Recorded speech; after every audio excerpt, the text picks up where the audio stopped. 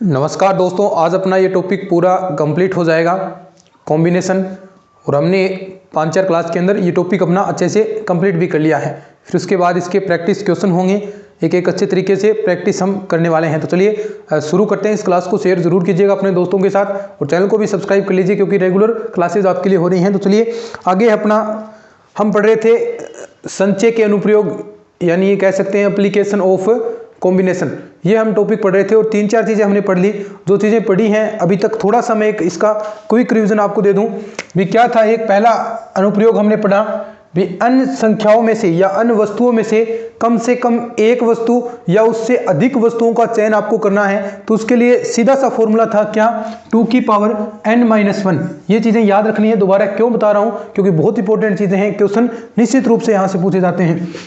दूसरा, किसी समतल के अंदर अन्य बिंदु हैं तो उनसे पूछ सकता है भी कितने उससे सरल रेखाएं खींची जा सकती हैं। अगर कोई भी बिंदु सरेख नहीं है तो सीधा सा फॉर्मूला था भी कितने 2 बिंदुओं को लेकर एक सरल रेखा खींची जाती है, तो NC2। ये क्या हो गया, सरल रेखा। अगर कोई सरेख नहीं है, अगर उसके अंदर अन्य बिंदु सरेख हैं तो उसका फॉर्मूला NC2 - MC2 + 1। वही बात करें भी अन्य बिंदु है समतल के अंदर, त्रिभुज कितने होंगे, तो NC3। कब, जब कोई भी बिंदु सरेख नहीं है, अगर उसके अंदर अन्य बिंदु सरेख हैं तो वही MC3, लेकिन इसके अंदर प्लस नहीं आएगा। ये थी त्रिभुजों की संख्या। क्या थी, त्रिभुजों की संख्या। वही बात करें, हमने बात की भी कोई भी समतल रेखाएं हैं, मान लीजिए अम समतल रेखाएं और अन्य समतल रेखाएं एक दूसरे को प्रतिच्छेद कर रही हैं। इस प्रकार हमने बात की थी।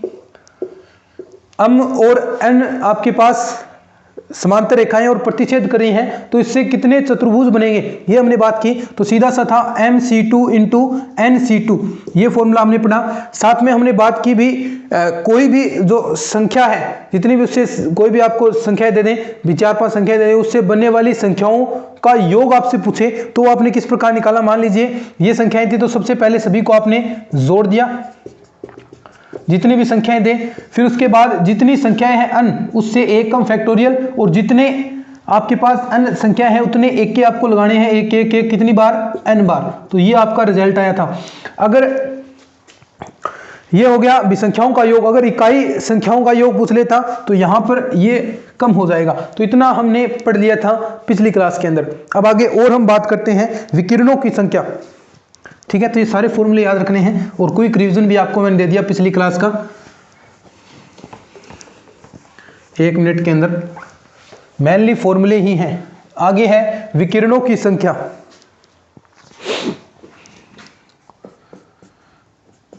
विकिरणों डायगोनल की संख्या, किसी बहुभुज के अंदर विकिरणों की संख्या। और इसका फॉर्मूला आपको पता है, हमने जब हम 9th और 10th वाला जो पोर्शन करते हैं उसके अंदर हम बहुभुज वगैरह पढ़ते हैं तो उसके अंदर हम फॉर्मूला याद रखते हैं क्या, n × n-3/2। ये फॉर्मूला हम याद करते हैं। अब ये कैसे यहाँ पर बनता है, संचय से। लास्ट में यही हम रिजल्ट यहाँ पर निकालेंगे, देखिएगा। अब देखो विकिरण, मान लिया हमारे पास ये चतुर्भुज है, चतुर्भुज मान लीजिए, आयत मान लीजिए, एक ही बात है। तो 4 भुजा होगी, इसके अंदर विकिरण की संख्या कितनी होगी, 2। एक तो ये रहा, एक ये रहा। ठीक है, तो कैसे भी टोटल 4 भुजाएं हैं, 4 भुजाएं, उनमें से 2 भुजाओं का चयन करना है, 4C2। और ये भुजाएं अगर मैं घटा दूं, इसमें से ये चारों भुजाएं घटा दूं तो ये विकिरण वाली बचेंगी, -4। तो ये क्या आ जाएगी, विकिरणों की संख्या आ जाएगी। इसके अंदर भी कितने विकिरण हैं, तो इसका प्रसार करेंगे 2 तक, 4 × 3/2 × 1 -4।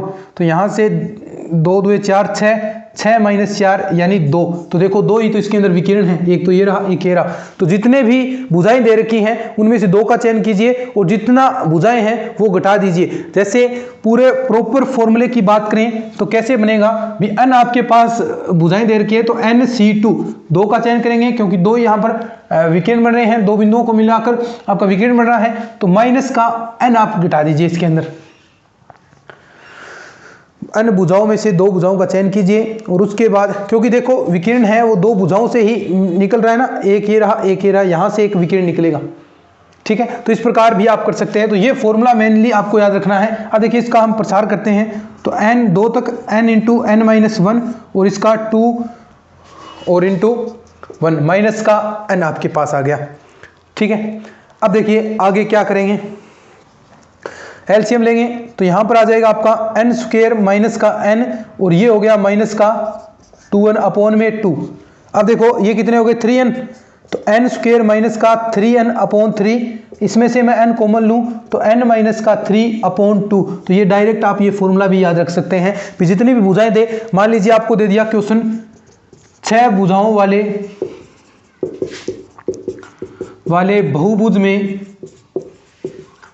बहुभुज में विकिरणों की संख्या कितनी होगी, ये कह दिया विकिरणों की संख्या। ठीक है, 6 भुजाओं वाले भाई, तो यहां से सीधा आप ये फॉर्मूला याद रखेंगे क्या, तो 6 इंटू 6 माइनस का 3 अपॉन 2, ये 3 6 माइनस 3 3 3 3 9, तो इसके अंदर 9 विकिरणों की संख्या होगी। ठीक है, क्वेश्चन इससे अलग भी आ सकता है। कैसा क्वेश्चन आएगा, ऐसा देखिए, तो ये फॉर्मूला याद रख लेंगे, कोई दिक्कत नहीं, बिल्कुल सिंपल सी बात है। क्वेश्चन देखिए कैसा बनेगा कि अन्य भुजाओं वाले बहुभुज में विकिरणों की संख्या 44 दे दे, तो अन्य का मान पूछ लेगा। अन्य का मान भी पूछ सकता है, भुजाओं की संख्या कितनी होगी, तो दोनों तरीके आपको पता होने चाहिए।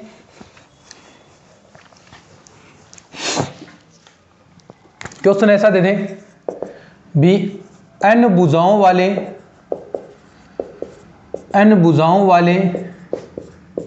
बहुभुज में विकिरणों की संख्या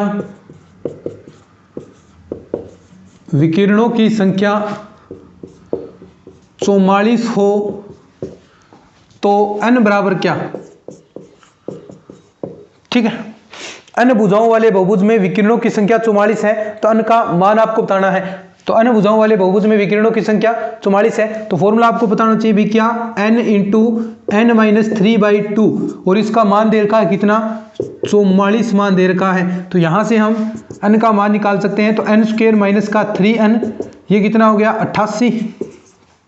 ठीक है, और इसका हम देखिए अब इधर ले आए, n स्क्वायर माइनस का 3n माइनस 88 बराबर 0। तो यहां से आप n का मान रख के भी इसको संतुष्ट कर सकते हैं, n की वैल्यू रख सकते हैं। हमने 6 भुज वाले पढ़ लिया, तो इस प्रकार यहां से n की वैल्यू आप निकालेंगे, टुकड़ा विधि से निकाल लीजिए या फिर किसी भी मेथड से आप निकालेंगे, तो आपके पास n की वैल्यू कितनी आ जाएगी, 11 n का मान आ जाएगा।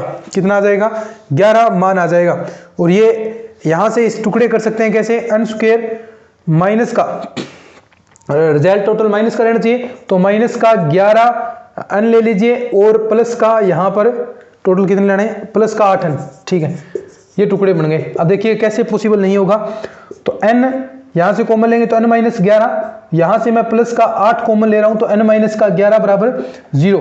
तो यहाँ से देखिए क्या वैल्यू आएगी, n माइनस 11, एक तो ये आ गया कॉमन यहाँ से लेंगे, और एक बच गया n प्लस 8 बराबर 0। तो n का मान 11 या फिर माइनस का 8, n का मान माइनस 8 नहीं हो सकता, नेगेटिव नहीं होगा, क्योंकि भुजाओं की संख्या कभी नेगेटिव होगी क्या, नहीं होगी। तो n का मान कितना आ जाएगा, 11 आ जाएगा। तो इसे टुकड़ा विधि द्वारा भी आप कर सकते हैं। अब देखिए, अब हम बात करेंगे कि उसके कोई संख्या आपको देगा, उसमें पूछेगा कि उसके भाजकों की संख्या कितनी है, भी कितनी संख्याओं द्वारा उसमें भाग जा रहा है। मान लीजिए 60 है, अभी वो ऑप्शन से करेंगे, उनके जितने भाजक हैं उनका योग कैसे ज्ञात करेंगे, वास्तविक भाजकों की संख्या कितनी होगी, उसमें विषम भाजकों का योग कितना होगा, सम भाजकों का योग कितना होगा। तो ये इस प्रकार का एक टॉपिक और बचा है इसके अंदर, उस पर हम बात करते हैं और एग्जाम्पल से ही हम फॉर्मूला जनरेट करेंगे। देखिए कैसे एक एक चीज हम प्रूफ करके चलते हैं भी कैसे कोई चीज आई है। ठीक है, और थोड़ा सा प्रूफ करते हैं तो वो चीजें आपको याद रहती हैं अभी लंबे टाइम तक। तो देखिए क्वेश्चन है सीधा ये अपना, देखिए भी ये क्वेश्चन है, ये आपके पास 60 है। ठीक है, 60 के भाजकों की संख्या, सीधा भाजकों की संख्या व उनका योग। ठीक है,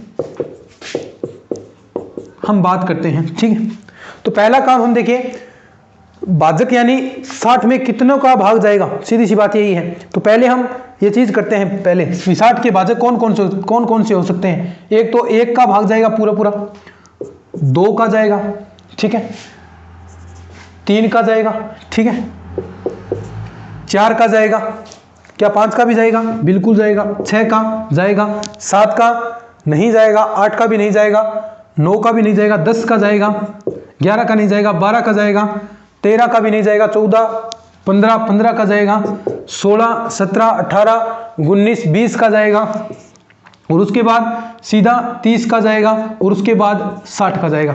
क्योंकि 1 से लेकर जितनी वो संख्या है वहां तक हमें देखना है भी कितने उसके भाग जाएगा। तो ये इतने हो गए, कितने हैं टोटल? 1 2 3 4 5 6 7 8 9 10 11 12। टोटल भाजकों की संख्या कितनी हो गई? भाजकों की संख्या, अब देखिए इसे ट्रिक द्वारा हम करेंगे, कितना आसान होगा। भाजकों की संख्या कितनी होगी? 12। ये पूछेगा तो आपको बतानी है 12। अगर वास्तविक भाजक पूछे, वास्तविक भाजक का मतलब हो गया 1 और वो जो स्वयं संख्या है उसको छोड़कर, 1 और स्वयं संख्या को छोड़कर, तो 1 और 60 इनको छोड़कर यानी 2 घटाएंगे तो 10 क्या है? वास्तविक भाजक हैं। क्योंकि 1 और स्वयं का तो भाग सभी के अंदर जाता है, यानी कोई भी संख्या ले लीजिए, मान लीजिए आपके पास 3 है तो 3 में 3 का भाग जाएगा और 1 का जाएगा, बाकी इसके अलावा जो इसके भाजक हैं वो क्या होते हैं? वास्तविक भाजक होते हैं। तो 1 और स्वयं का तो हमेशा ही भाग जाएगा, तो वो तो 2 हमेशा ही होंगे। 1 और स्वयं तो हमेशा ही, कोई भी संख्या लें उसके भाजक होंगे, लेकिन उसके अतिरिक्त कितने भाजक हैं वो आपके वास्तविक भाजक होते हैं, ठीक है। अब यहां पर हम बात करते हैं कि ये जो भाजक हैं, ये पूछेगा इन भाजकों का योग कितना है, उनका योग। तो योग करने के लिए क्या करेंगे अपन? सबको जोड़ेंगे, भाजकों का योग करने के लिए सभी को जोड़ेंगे। 1 + 2 + 3 + 4 + 5 + 6 + 10 + 12 + 15 + 20 + 30 + 60, इन सभी को जोड़ते हैं। इनको जोड़ेंगे तो टोटल मान कितना आएगा? 60 30 90 110 125 और 137 138 और टोटल 30 168 इसका आंसर आएगा, ठीक है। ये हो गया। और यहां पर पूछ सकता है वास्तविक भाजकों का योग, तो वास्तविक भाजकों का योग पूछेगा तो 1 और 60 का योग यानी 61 इसमें से घटा देंगे, 61 घटा देंगे तो वो वास्तविक भाजकों का योग आ जाएगा। तो ऐसा पूछेगा। तो ये तो होगी भी लंबी प्रोसेस। ये तो 60 था, छोटी संख्या। अगर यहां पर आपको 960 दे दे तो क्या आप इतना 960 तक उसके भाजक निकालेंगे? कितना टाइम जाएगा? निकलेंगे नहीं, पहली बात तो भी बहुत मुश्किल काम हो जाएगा, और निकाल भी लेंगे तो कोई बेनिफिट नहीं रहेगा। सेकंड ग्रेड के अंदर एक सवाल के अंदर ही आपको 20 मिनट लग जाएंगे। तो ऐसा नहीं करना है, ये तरीका नहीं करना, ये सिर्फ समझाने के लिए भी ये चीज होती है। तो कैसे करेंगे अपन? देखिए सबसे पहला काम, देखिए याद रखिए 168 आ रहा है और वास्तविक भाजकों की संख्या 12 आई है, ठीक है। यहां पर मैं लिख देता हूं और यही रिजल्ट हम निकालेंगे कि भाजकों की संख्या 12 योग उनका 168, ठीक है। तो सबसे पहले 60, ठीक है, एलसीएम की तरह निकालेंगे। तो देखिए 2 का भाग जाएगा 30, फिर 2 का भाग जाएगा 15, फिर किसका जाएगा? 3 का, फिर 5 का 1। तो सबसे पहले तो इसके गुणनखंड आपको निकाल लेने हैं। वो कितने आए हैं? 2 × 2 × 3 × 5, ठीक है। और इसे जो एक्स्ट्रा है उनको पावर के रूप में 2 की पावर, 3 की पावर 1, 5 की पावर 1 ऐसा लिख देना। अब क्या करना है? सबसे पहला काम भाजकों की संख्या ज्ञात करनी है। तो इतना काम करेंगे। भाजकों की संख्या अगर आपको ज्ञात करनी है तो सबसे पहले जितना ये ऊपर पावर दे रखी है, ठीक है, सभी गुणा में है तो उनकी पावरों में एक एक जोड़कर, देखो 2 है तो 2 + 1, ठीक है, 1 + 1 1 + 1, ठीक है, सभी को गुणा करा देंगे। देखो ये कितना हो गया? 3 2 × 2 तो कितना हो गया? 2 2 4 4 3 12। तो ये तो आपकी आ गई भाजकों की संख्या। क्या करना है दोबारा सुनेंगे भी, जितनी भी इसके ऊपर पावर है इनके गुणनखंड के रूप में कर लिया, ठीक है, सभी को अलग अलग बना लिए, जितने सेम आ रहे थे उनको पावर के रूप में लिख दिया। तो 2 की पावर 2, तो जितने पावर के रूप में है उनमें एक एक जोड़कर सभी को गुणा करा देंगे। यही काम किया है 12। ये हो गया भाजकों की संख्या। भाजकों का योग ज्ञात करने के लिए, ठीक है, भाजकों का योग ज्ञात करना है। तो देखिए कैसे आया है गुणनखंड। गुणनखंड आए 2 की पावर 2 × 3 की पावर 1 × 5 की पावर 1। योग ज्ञात करने के लिए सबसे पहले जो पूरा है उसको लिखेंगे 2 की पावर 2, उसमें +1 करेंगे। इतना काम हमने कर दिया। -1 ठीक है। अपोन में जो आपकी संख्या थी, जो गुणनखंड है एक, सिर्फ उसको लेंगे 2 और उसमें से 1 को घटा देंगे, ये 1 बन गया। और बाकी सभी में सेम वही, क्या पहले लेंगे 3 की पावर 1, उसमें 1 जोड़ेंगे और पूरे में से रिजल्ट में से 1 घटाएंगे, नीचे वही, नीचे जो इतना बेस बचा है उसको सेम लिख देंगे। समझ में आया क्या? ऊपर क्या करेंगे, जितनी पावर है उसमें +1 करके माइनस घटा देंगे, ठीक है। नीचे पावर वाले को छोड़ देंगे, बाकी सेम टू सेम नीचे। ऐसे ही 5 वाला क्या करेंगे, 5 की पावर 1 है, इसमें 1 जोड़ेंगे और नीचे 1 घटा देंगे। ये तो पावर में जोड़ा है और ये 1 माइनस टोटल रिजल्ट में घटाएंगे। अपोन में ये बेस वाला वो सेम नीचे लिख देंगे, ठीक है। अब देखिए सोल्व करते हैं क्या आएगा। इसे फॉर्मूले के रूप में भी मैं पिरो दूंगा, चिंता नहीं करें। तो ये क्या हो गया, 2 की पावर 3 8, 2 की पावर 3 का मतलब 8 माइनस 1 7, अपोन में 1 आएगा तो कोई जरूरत है नहीं, इनटू में 3 की पावर 2 9, 9 में से 1 घटेगा 8, 8 अपोन 2 कितना आएगा 4। 5 की पावर 2 25 माइनस 1 24, 24 में 6 का भाग देंगे, 24 में 4 का भाग देंगे तो क्या आएगा 6। तो देखिए कितना आ गया, 6 चौके 24, 24 साते 168, ये आंसर आ गया। और यही हमने निकाला था। देखो तो ये थोड़ा सा तरीका दोबारा सुन लीजिए। क्या करेंगे, भाजकों का योग निकालने के लिए सबसे पहला काम गुणनखंड के रूप में लिखा, पावर के रूप में लिख लेंगे। कोई सेम आ रहा है तो उसे पावर के रूप में लिख लेंगे। अगर ये यहां पर 2 3 बार आता तो 3 लिख देते। फिर क्या काम करना है, सबसे पहला काम भी सेम टू सेम लिखा, इसको +1 जोड़ दिया और 1 घटा दिया पूरे में से। अब नीचे अपोन में क्या लिखेंगे, पावर वाला छोड़ दो और नीचे जो आधार है वही सेम टू सेम। ऐसा ही इसमें पावर में 1 जोड़ा, 1 पूरे में से घटाया, नीचे ये बेस वाला। ऐसे ऐसे जितने भी गुणनखंड बढ़ेंगे आप उनको लिख देंगे। अब यहाँ पर वास्तविक भाजकों का योग पूछ लेता, ये तो सभी भाजकों को आ गया। वास्तविक भाजकों का पूछता तो उसमें वास्तविक भाजकों में 1 और जो स्वयं है उसको छोड़ देते हैं। तो 1 और स्वयं यानी 1 और 60 कितने हो गए 61। इसमें से मैं 61 घटा दूं, 61 घटा दूं तो ये बच गया 107। ये हो गया वास्तविक भाजकों का योग, वास्तविक भाजकों का योग। अब इसे आप फॉर्मूले के रूप में भी लिख सकते हैं, क्या कि अगर आप इनके गुणनखंड मान लें, अब गुणनखंडों को आप मान लें। देखिए फॉर्मूले के रूप में कैसे लिखेंगे, हम फॉर्मूले के रूप में पिरोते हैं। देखिएगा इसे, मैंने गुणनखंड मान लिया भी, कोई भी संख्या है उसके गुणनखंड हमने मान लिए कि P1 ये आ रहा है M1 बार, ठीक है।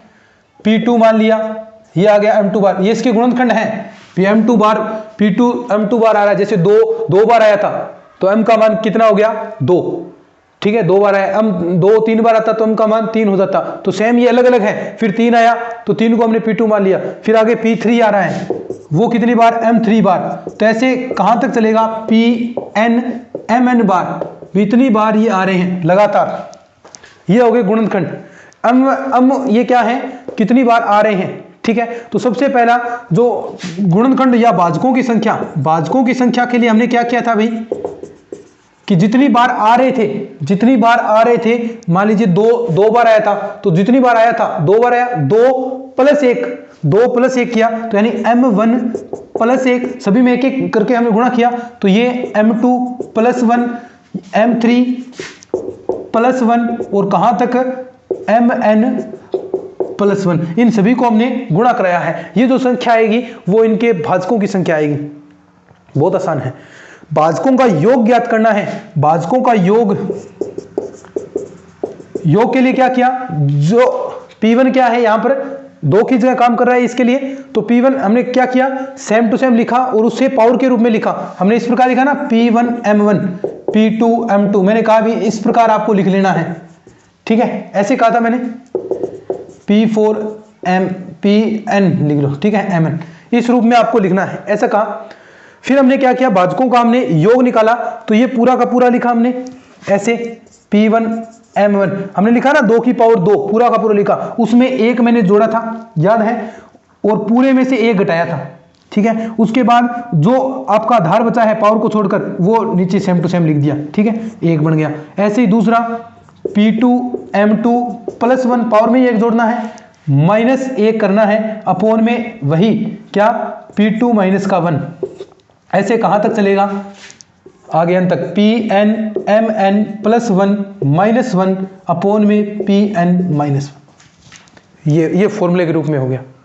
और वैसे आप याद रखेंगे तो आपके लिए बेटर रहेगा, फॉर्मूले वगैरह भूल जाओ चाहे, कोई दिक्कत नहीं, चीज तो वही है, ठीक है। और वास्तविक के लिए करना है तो एक और स्वयं को हम छोड़ देते हैं। जैसे एक क्वेश्चन और आपके लिए, बस ये अपना पूरा हो जाएगा चैप्टर। अब हम बात करते हैं, देखिए सेकंड ग्रेड के अंदर क्वेश्चन आया है, ये सेकंड ग्रेड के अंदर क्वेश्चन पूछा गया है। अब सारा चीजें क्लियर हो जाएंगी आपको, देखना क्वेश्चन क्या पूछा इसने। 960 के सभी वास्तविक भाजकों का योग ज्ञात करो, ये कह दिया इसने क्वेश्चन। सेकंड ग्रेड के अंदर क्वेश्चन आया है भाई, ठीक है। तो सबसे पहला काम क्या करेंगे, 960 आपको दिया है, ठीक है, ये लीजिए 960।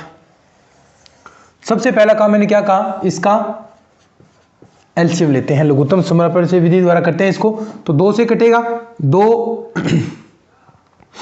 चौके 8 और यहां पर ये आ गया 480।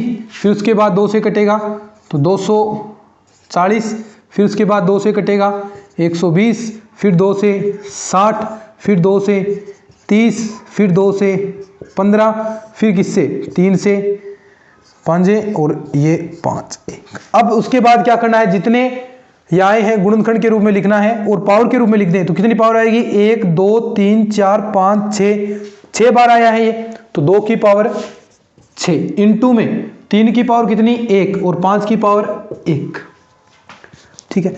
अब यहां पर इसने पूछा है वास्तविक भाजकों का योग कितना आएगा। तो वास्तविक भाजक क्या होंगे, सबसे पहले आपको बताना चाहिए। इसने कहा है अगर आप पूरा निकाल देते हैं उस फॉर्मूले की सहायता से, देखिए वास्तविक भाजकों का योग पूछा है तो सबसे पहले योग आपको निकालना है, ठीक है। तो योग निकालेंगे कैसे, सबसे पहला काम 2 की पावर 6 +1 फॉर्मूले में 1 जोड़ा -1 किया, अपोन में आधार 2 - 1 1 आ गया। दूसरा 3 की पावर 1 सेम टू सेम +1 करना है, -1 करना है और 3 - 1 करना है। आगे 5 की पावर 1 +1 करना है, -1 करना है और आधार C, ठीक है। अब देखो 2 की पावर ये हो गया 7, 2 की पावर 7, 2 की पावर 6 का मान 64 और 64 को फिर 2 से हम गुणा करेंगे तो कितना आ गया 128। तो 128 माइनस का 1 करेंगे कितना 127 और नीचे 2 - 1 1 आ गया, इंटू में 3 की पावर 2, 3 की पावर 2 9 हो गया, 9 में से 1 8 अपोन में 2 कितना 4 इंटू में 5 की पावर 2 का मतलब 25, अब -1 24 अपोन में 4 का भाग 6, तो ये आ गया 127 इंटू 24 और ये मान आपके पास आएगा 3048, ठीक है। सीधा मैं डायरेक्ट लिख देता हूं। अब बताओ क्या ये आंसर आपका सही है क्या, 3048 आंसर आया है, क्या ये बिल्कुल सही है क्या, ये सही नहीं है, ये तो पूरे ही सभी भाजकों का योग हो गया। लेकिन क्वेश्चन के अंदर देखो इसने कहा है भी वास्तविक भाजकों का योग, तो वास्तविक भाजक इसके कौन कौन से होंगे, वास्तविक भाजक एक और स्वयं को छोड़कर, एक और स्वयं को छोड़कर यानी 1 और 960, अब इन दोनों का योग कितना हो गया, माइनस करना पड़ेगा आपको 961, तब ये आपका आंसर आएगा और फिर वो कितना आ जाएगा आपका 2087 आपका आंसर आ जाएगा। ये आपका करेक्ट आंसर है। कहीं यहां तक छोड़ाए थे भी 3048 हमने कर दिया, सही है। ऑप्शन 3048 भी आपको देगा लेकिन वो आंसर नहीं होगा, आंसर आपका -961 करेंगे तब आपका आंसर आएगा। अब क्वेश्चन ऐसा भी देगा इसके अंदर भी आपको दे दिया, अब विषम भाजकों का योग, अब इसके अंदर देखो समभाजक भी है, ये रहा विषम भाजक भी है। अब विषम भाजक जितने हैं उनका योग और समभाजकों का योग, जितने इसके समभाजक हैं, जो समभाजक आए हैं उनका योग कितना है और विषम भाजक आए हैं उनका अलग अलग योग पूछेगा। तो वो कैसे करेंगे देखो, सीधा सा एग्जांपल से हम करेंगे। और ताकि आपको समझ में भी अच्छे से आए। छोटे एग्जाम्पल से करेंगे तो टॉपिक क्लियर हो जाएगा, तो वो समझाने का काम अपना है भाई। बस आप प्रैक्टिस कर लेना इसकी अच्छी खासी, कोई दिक्कत नहीं आएगी। अब देखो आगे, विषम भाजकों का योग तथा समभाजकों का योग। टॉपिक अपना विषम भाजकों का योग, विषम भाजकों का योग तथा समभाजकों का योग, ये टॉपिक है, ठीक है। विषम भाजकों का योग तथा समभाजकों का योग। अब देखो सीधा सा क्वेश्चन हम लिखते हैं, 50 के, सिंपल सा, 50 के विषम भाजकों का योग, 50 के विषम भाजकों का योग। अब देखो ये है 50, तो 50 पहले हम इसके भाजक निकालते हैं। 50 2 का भाग दिया 25, 5 का भाग दिया 5 और 5 का भाग दिया 1, ठीक है। ये आगे इसके भाजक 2 × 5 की पावर 2। तो इसमें विषम भाजक कौन से हैं भाई बताओ? विषम भाजक, अब देखो विषम भाजक ये 5 वाले आएंगे, यानी 5 की पावर 2, यानी 2 विषम भाजक है। अब पता होना चाहिए भी 50 के विषम भाजक कौन कौन से हैं। अब देखो 50 के पहले भाजक देखते हैं भी किन किन का भाग जाएगा। तो एक तो 1 का जाएगा, उसके बाद 2 का जाएगा, 3 का जाएगा, क्या नहीं जाएगा, 4 का नहीं जाएगा, 5 का जाएगा, 6 का नहीं जाएगा। तो टोटल भाजक है आपके 3 2 1 6 टोटल भाजक आएंगे। 6 आएंगे तो देखिए 5 आ गया, फिर उसके बाद 10 आएगा, 15 भी नहीं आएगा, फिर उसके बाद 25 आएगा और फिर उसके बाद 50 आएगा। तो देखो इसके अंदर विषम भाजक कौन कौन से हैं आपके, इसमें विषम भाजक कौन कौन से हैं उनका योग आपको ज्ञात करना है। और वही योग आएगा कि विषम भाजक कौन कौन से हैं इसके अंदर। एक तो आपका 1 रहा, एक आपका 5 रहा, एक ये रहा 25, ठीक है। अब इनका योग निकालना है, विषम भाजकों का योग। तो ये कितना हो गया, 1 + 5 + 25, ये आ गया टोटल 31, ठीक है। 31 आया विषम भाजकों का योग। वही समभाजकों का योग देखें तो 2 + का 10 + का 50 कितना हो गया, 60 और 2 62 समभाजकों का योग आया है। अब ऐसे तो हम ज्ञात नहीं कर सकते, ये तो हमने छोटा सा स्टार्ट किया है। भी 50 के बहुत बड़ा आ सकता है, 960 वही मान लें हम। तो उसके भाजक कैसे निकालोगे, कौन कौन से विषम भाजक है, कौन से समभाजक है। पहली बात तो भाजक ही नहीं पता चले कौन कौन से आ रहे हैं, तो ऐसे तो नहीं निकालेंगे। तो ये तरीका तो हम नहीं करेंगे। लेकिन आंसर 31 आ रहा है इसका, छोटे से हमने शुरुआत की है। तो अब देखो कैसे करना है। तो जो विषम आ रहा है, जो विषम गुणनखंड है उसको लेंगे। विषम है उसे हम सम से शुरू करेंगे, विषम को सम से, सम को विषम से। तो विषम ये लिख लिए, विषम को सम से शुरू। सम से शुरू कैसे कि 5 की पावर 2 तक है ना, तो 0 से स्टार्ट करेंगे। सम सबसे सम संख्या कौन सी होती है, 0। 0 से हम स्टार्ट करेंगे तो 5 की पावर 0 + 5 की पावर 1, ये सभी, और मैक्सिमम जहां तक है वहां तक जोड़ते चलेंगे। 5 की पावर 2 है, अधिकतम 2 है, यहाँ 3 होता तो 3 तक चले जाते। 0 से शुरू करना है और जहां तक आपको पावर दे रखी है, जितनी आपके गुणनखंड आए हैं इसके अंदर, जितनी पावर के रूप में, तो वहां तक आपको जाना है। तो देखिए 5 की पावर 0 का मतलब 1, 5 की पावर 1 5, और ये 25, कितना आंसर आ गया 31। क्या यही है, क्या यही है? तो क्या करना है, विषम को सम से शुरू, जितनी पावर है, सम वाला नहीं देखना इसके अंदर, सिर्फ विषम वाला लेना है। तो विषम वाला गुणनखंड 5 है और 5 की पावर 2 तक, तो इसे 0 से शुरू करना है। 5 की पावर 0 + 5 की पावर 1 + 5 की पावर 2, और जहां तक देर का है, अब यहां 2 तक देर का था तो 2 तक, 3 तक देता तो 3 तक, ठीक है। वही बात करें सम भाजकों का योग। सम भाजकों का योग कैसे ज्ञात करेंगे? सम भाजकों के योग में क्या होगा, आपको जो सम संख्या है उसे विषम से शुरू करनी है। अब इस बार विषम में तो हमने केवल विषम लिया, सम में आपको दोनों लेने हैं, सम वाला भी लेना है और विषम वाला भी लेना है, दोनों लेने हैं।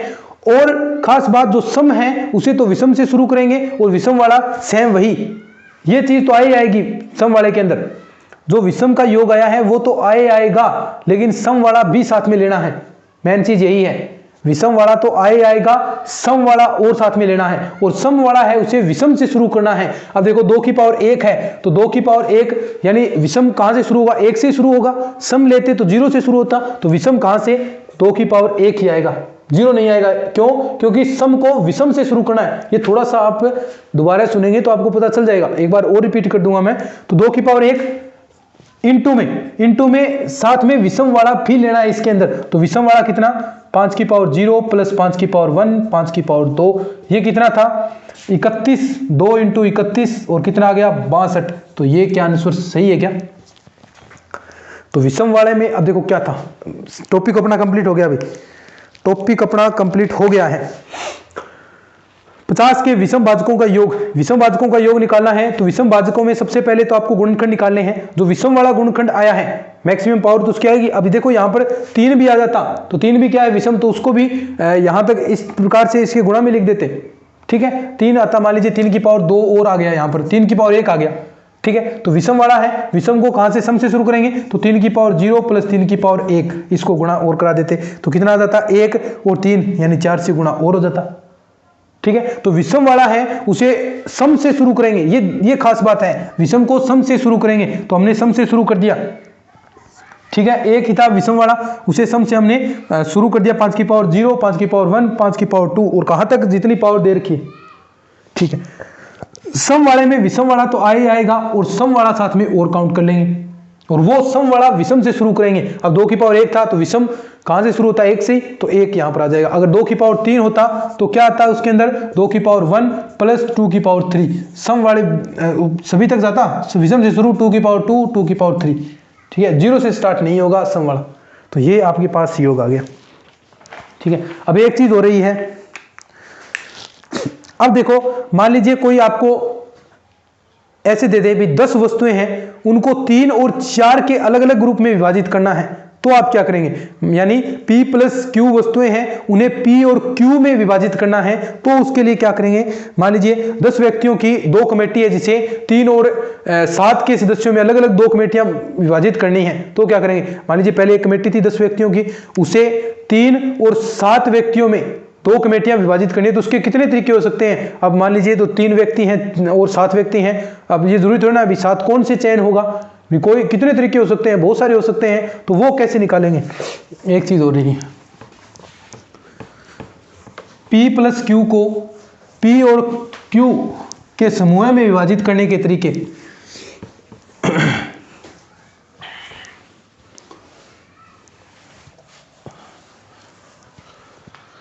P प्लस Q वस्तुओं को P प्लस Q वस्तुओं को P और Q के समूह में विभाजित करने के तरीके, ठीक है। कैसे करेंगे, P प्लस Q समूह में विभाजित करने के तरीके, तो क्या सबसे पहले तो जितना ऊपर दे रखा है वो लिख देंगे P प्लस Q का फैक्टोरियल, ठीक है। नीचे अलग अलग फैक्टोरियल, पहले तो ऊपर पूरा फैक्टोरियल, नीचे P और Q दे रखा है तो वो नीचे ऐसा कैसा, जैसे कि 10 व्यक्तियों की कमेटी है, 10 व्यक्तियों की एक कमेटी को 4 और 6 सदस्यों की कमेटी में विभाजित करने के तरीके, में विभाजित करने के तरीके। तो कितने होंगे 10, टोटल 10 देर का है, 10 फैक्टोरियल के अंदर अपॉन में 4 और 6 में फैक्टोरियल 4 और फैक्टोरियल 6। तो सोल्व कर सकते हैं अपने आराम से, 10 इंटू 9 इंटू 8 इंटू 7 और इंटू में फैक्टोरियल 6। समझ रहे ना ये चीज कैसे कर रहा हूँ, फैक्टोरियल को सोल्व कर रहा हूँ तो बाहर एक एक निकालेंगे घटता जाएगा। और फैक्टोरियल 4 को कैसे लिखेंगे, 4 इंटू 3 इंटू 2 इंटू 1 और फैक्टोरियल 6 है, ये 6 से 6 कैंसिल, 4 2 8, 2 से 2 कैंसिल, 3 3 9। तो ये हो गया भाई आपका 7 21, यानी 210 तरीके ऐसे हो जाएंगे। कितने, 210 तरीके हो जाएंगे, ठीक है। एक क्वेश्चन और देख लीजिए भी, 7 व्यक्तियों को 2 गोल मेज के चारों तरफ बैठाने के तरीके। क्वेश्चन है 7 व्यक्तियों को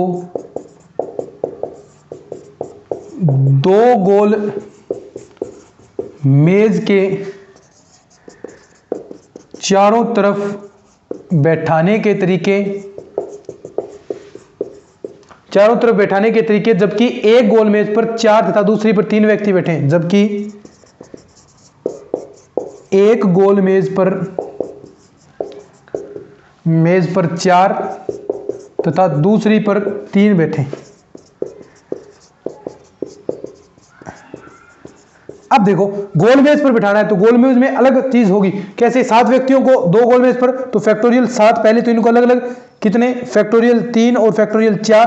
अब देखो गोल मेज पर बिठाना है तो एक गोल मेज पर बिठाने के लिए हम क्या करते हैं, एक को फिक्स करते हैं तो n-1 फैक्टोरियल लेते हैं। तो यहां पर क्या हो जाएगा, पहली पर फैक्टोरियल 4-1 इंटू में फैक्टोरियल दूसरी पर 3-1। ये गोल मेज पर बिठाने के तरीके हो गए। ये तो था सीधी कमेटी बनाने के, लेकिन गोल मेज पर बिठा रहे हैं तो एक को फिक्स करना पड़ता है। तो एक को फिक्स करेंगे तो यहां पर देखिए क्या आ जाएगा, फैक्टोरियल 7 फैक्टोरियल 3 इंटू फैक्टोरियल 4, ये आ गया फैक्टोरियल 3 और ये फैक्टोरियल 2। फैक्टोरियल 3 से फैक्टोरियल 3 कैंसिल, इसको सोल्व करेंगे तो 7 इंटू 6 इंटू 5 और इंटू फैक्टोरियल 4 फैक्टोरियल 2। तो फैक्टोरियल 4 से 4 कैंसिल हो गया, 6 5 30 और 30 को 7 से गुणा करेंगे, 7 21 210 आ गया।